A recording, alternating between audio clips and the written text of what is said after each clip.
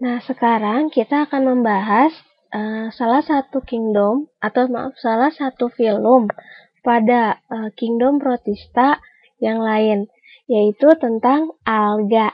Nah, kalau tadi protozoa itu dia mirip dengan hewan, maka kalau alga ini adalah protista yang mirip dengan tumbuhan. Kenapa dia disebut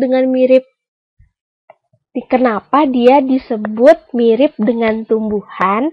Karena yang namanya alga itu dia memiliki klorofil. Berarti kalau memiliki klorofil bisa melakukan fotosintesis.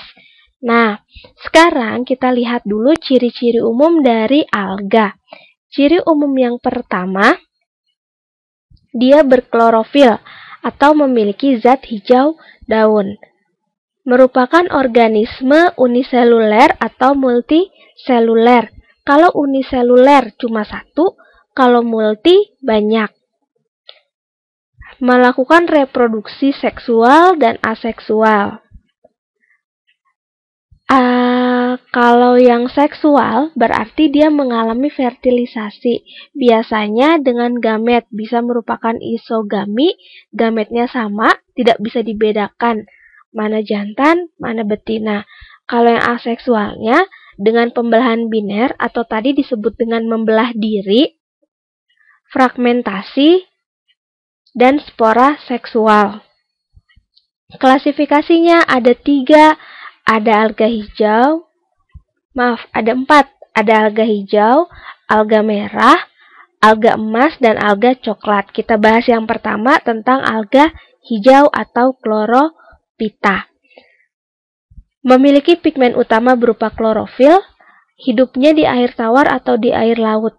Contoh spesiesnya ada chlorella, biasanya dijadikan sebagai sumber makanan atau protein sel tunggal. Ada Ulva lactuca yang bentuknya kayak selada, ya mirip selada, dan ada Spirogyra yang berbentuk seperti benang. Klasifikasi yang kedua yaitu alga merah atau Rhodophyta. Kenapa disebut merah? Karena pigmen utamanya berupa phycoerythrin yang menghasilkan warna merah. Dapat digunakan sebagai bahan makanan, biasanya digunakan untuk membentuk agar-agar. Menyebabkan red tide atau gelombang merah di laut. Contoh spesiesnya ada Euchema spinosum, ada Gelidium. Nah, ini nih biasa yang suka kita jadikan agar-agar. Itu Gelidium. Kemudian ada Glacilaria.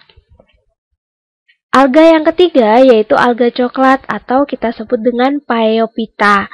Kalau alga coklat berarti pigmen utamanya berupa xanthofil dan phycoxanthin. Menghasilkan asam alginat. Nah, di mana asam alginat ini dapat digunakan sebagai pewarna pada keramik, es krim, dan kosmetik. Dia pewarna alami. Contohnya ada Fucus, ada Turbinaria, ada Sargassum. Ya, kemudian yang keempat atau yang terakhir adalah alga keemasan atau Chrysophyta. Pigmen dominannya berupa phycoxanthin dan karotin.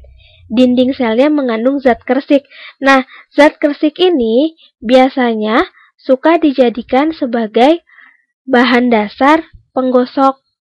Karena kenapa dijadikan bahan dasar penggosok? Karena dia itu strukturnya keras. Pada beberapa perusahaan juga zat kersik dijadikan sebagai sekat untuk dinamit. Nah, contoh spesiesnya ada Navicula atau diatom, ada Ochramonas, dan ada Vaucheria. Jadi, alga ada 4, dibedakan berdasarkan dengan pigmen dominan. Yang pertama Chlorophyta, pigmen dominannya ada klorofil. Yang kedua adalah alga merah, pigmen dominannya phycoerythrin. Yang ketiga alga coklat, pigmen dominannya xanthofil dan phycoxanthin. Yang keempat Chrysophyta atau alga keemasan, pigmen dominannya phycoxanthin dan karoten.